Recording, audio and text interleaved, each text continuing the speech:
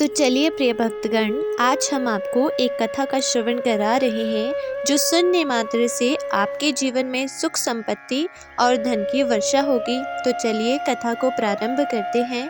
अगर आप यह कहानी सुन रहे हैं तो पूरा सुनिए। इस कथा को आधा अधूरा छोड़कर जाने की गलती मत करिएगा, क्योंकि इस पवित्र कथा को पूरा सुनने से मनचाहा फल की प्राप्ति होगी। इसलिए इस कथा को पूरा सुने। तो चलिए कथा को प्रारंभ करते हैं। श्री कृष्ण जन्म की कथा। भाद्रपद कृष्ण पक्ष की अष्टमी को रात के 12 बजे मथुरा के राजा कंस की जेल में वासुदेव जी की पत्नी देव देवकी के गर्भ से 16 कलाओं से युक्त भगवान श्री कृष्ण का जन्म हुआ था। इस तिथि को रोहिणी नक्षत्र का विशेष महात्म्य है।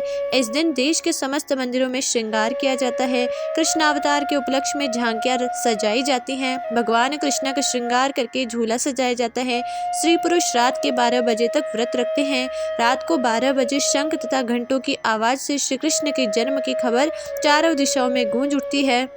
भगवान श्री कृष्ण की आरती उतारी जाती है और प्रसाद विवरण किया जाता है। प्रसाद ग्रहण कर व्रत को खोला जाता है। कथा। द्वापर युग में पृथ्वी पर राक्षसों के अत्याचार बढ़ने लगे। पृथ्वी गाय का रूप धारण कर अपनी कथा सुनाने के लिए तथा उद्धार के लिए ब्रह्मा जी के पास गई। ब्रह्मा जी सब देवताओं को साथ लेकर पृथ्वी को विष्णु जी के पास क्षीर सागर ले गए। उस समय भगवान विष्णु अन्नतशय्या पर शयन कर रहे थे। स्तुति करने पर भगवान की निद्रा भंग हो गई। भगवान ने ब्रह्मा एवं सब देवताओं को देखकर उनके आने का कारण पूछा तो पृथ्वी बोली, भगवान मैं पाप के बोझ से दब रही हूँ, मेरा उद्धार कीजिए। यह सुनकर विष्णु बोले, मैं ब्रजमंडल में वासुदेव की पत्नी देवकी के गर्भ से जन्म लूंगा। तुम सब देवतागण ब्रज भूमि में जाकर यादव वंश में अपना शरीर धारण कर लो। इतना कहकर अंतर्ध्यान हो गए। इसके पश्चात देवता ब्रजमंडल में आकर यदुकुल में नंद यशोदा तथा गोप गोपियों के रूप में पैदा हुए।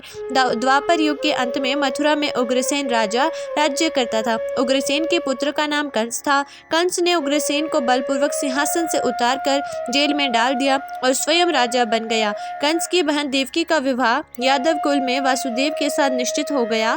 जब कंस देवकी को विदा करने के लिए रथ के साथ जा रहा था तो आकाशवाणी हुई कि हे कंस, जिस देवकी को तू बड़े प्रेम से विदा करने जा रहा है उसका 8वां पुत्र तेरा संहार करेगा। आकाशवाणी की बात सुनकर कंस क्रोध से भरकर देवकी को मारने को तैयार हो गया। उसने सोचा कि देवकी होगी न उसका पुत्र होगा। वासुदेव जी ने कंस को समझाया कि तुम्हें देवकी से तो कोई भय नहीं है। देवकी की 8वीं संतान मैं तुम्हें सौंप दूंगा। तुम्हारे समझ में जो आए उसके साथ वैसा ही व्यवहार करना। कंस ने वासुदेव जी की बात को स्वीकार करा और देवकी वसुदेव को कारागार में बंद कर दिया। तत्काल नारद जी वहां पहुंचे और कंस से बोले कि यह कैसे पता चला कि 8वां गर्भ कौन सा होगा, गिनती प्रथम से हो या अंतिम गर्भ से शुरू होगा।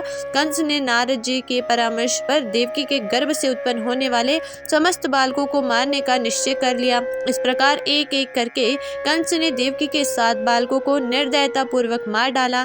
भाद्रपद के कृष्ण पक्ष की अष्टमी को रोहिणी नक्षत्र में श्री कृष्ण का जन्म हुआ। उसके जन्म लेते ही जेल की कोठरी में प्रकाश फैल गया। वासुदेव देवकी के सामने शंख चक्र गदा एवं पद्मधारी चतुर्भुज भगवान ने अपना रूप प्रकट कर कहा, अब मैं बालक का रूप धारण करता हूँ, तो मुझे तत्काल गोकुल में नंद के यहाँ पहुँचा दो और उनकी अभी अभी जन्मी कन्या को लाकर कंस को सौंप दो। तत्काल वासुदेव जी की हथकड़ियाँ खुल गई, दरवाजे अपने आप खुल गए, पहरेदार सो गए। वासुदेव कृष्ण को सूप में रखकर गोकुल को चल दिए। रास्ते में यमुना श्री कृष्ण के चरणों को स्पर्श करने के लिए बढ़ने लगी।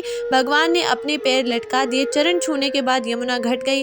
वासुदेव यमुना पार कर गोकुल में नंद के यहाँ बालक कृष्ण को यशोदा जी की बगल में सुलाकर कन्या को लेकर वापस कंस के कारागार में आ गए।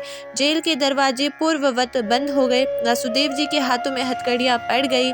पहरेदार जाग गए। कन्या के रोने पर कंस को खबर दी गई। कंस ने कारागार में जाकर कन्या को लेकर पत्थर पर पटक कर मारना चाहा, परंतु वह कंस के हाथों से छूटकर आकाश में उड़ गई और देवी का रूप धारण कर बोली, हे कंस, मुझे मारने से क्या लाभ, तेरा शत्रु तो गोकुल में पहुंच चुका है।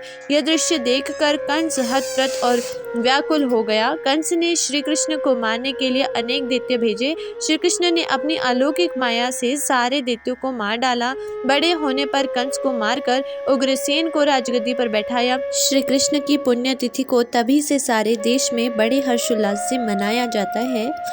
बोलिए श्री कृष्ण भगवान की जय। कमेंट सेक्शन में ज़रूर लिखना एंड चैनल को ज़रूर सब्सक्राइब कर देना एंड बेल आइकन ऑल पर ज़रूर प्रेस कर देना।